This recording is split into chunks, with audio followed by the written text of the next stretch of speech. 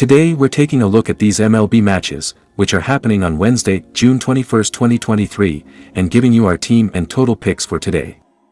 Welcome back to High Stakes.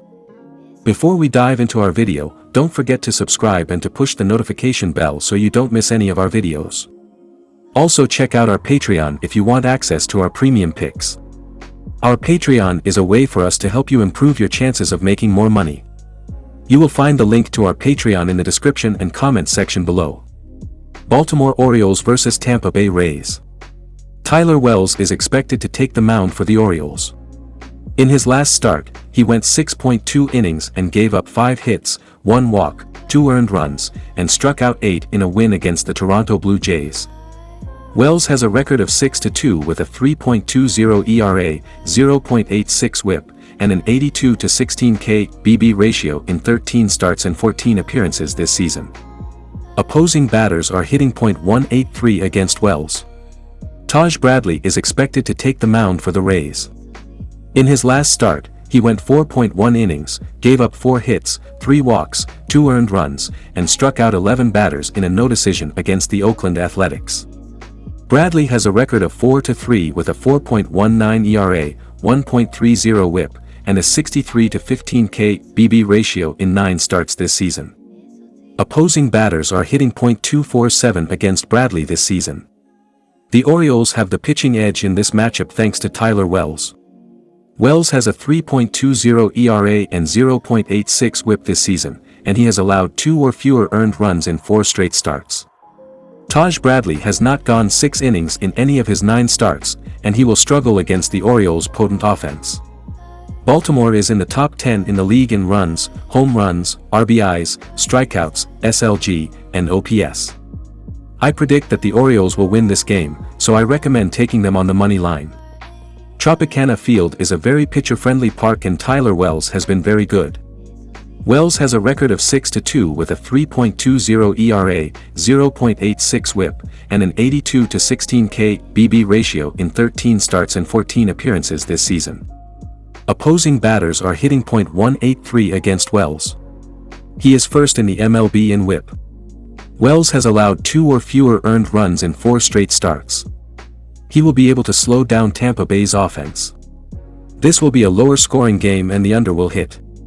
Take the under, 7.5 runs. Toronto Blue Jays vs Miami Marlins. The Toronto Blue Jays have been doing well at the plate this season as they are tied with the St. Louis Cardinals for 10th in the majors with a .747 OPS while scoring 4.46 runs per game up to this point. Their team has been taking the extra base as they are 8th in baseball with 58 stolen bases.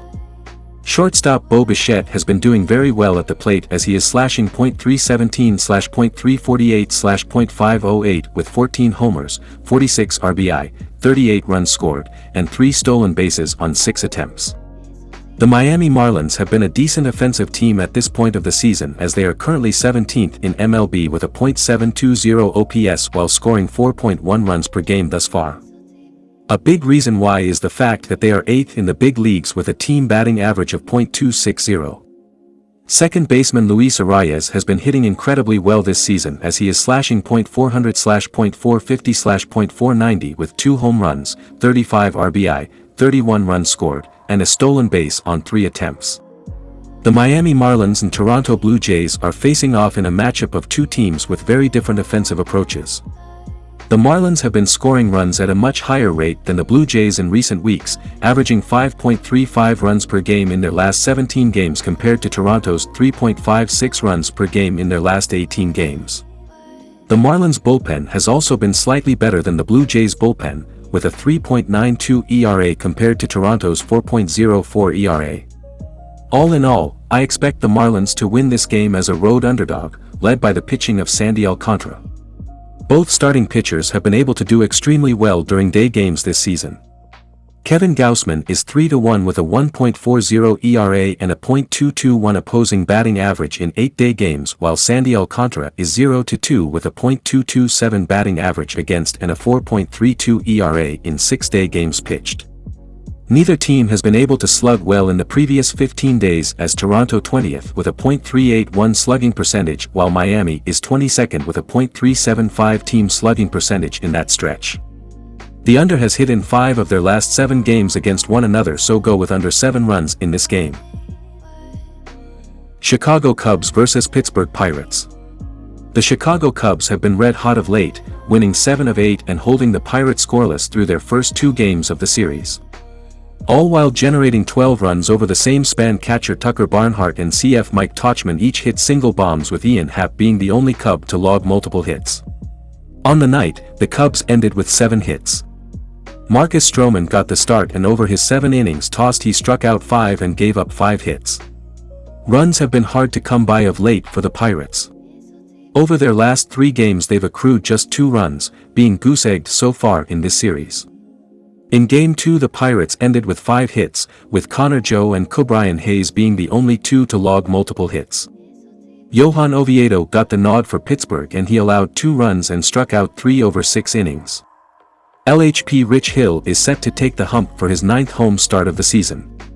At home this year, Hill is posting his highest ERA at 4.60. In his 43 innings tossed at Wrigley Field he struck out 38 batters and walked 16 while giving up 7 homers and 22 total runs.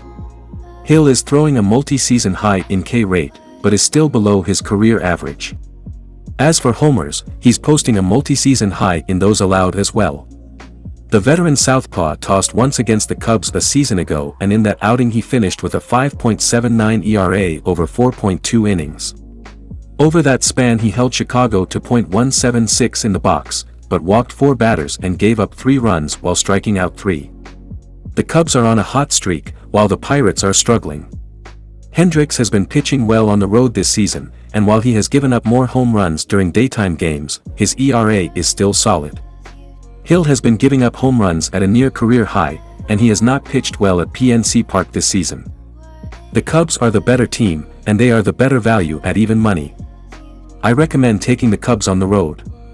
The Pirates have not been hitting the ball well lately, but they have a knack for extending their hits into extra bases. They also sit in the top half of the league in driving runners in. The Cubs have been hitting around league average, but they have hit nearly half their home runs despite having fewer at-bats. Both teams have good plate discipline, so I expect them to draw walks and score runs. I predict that this game will be high-scoring, so I recommend taking the over on 8.5 runs.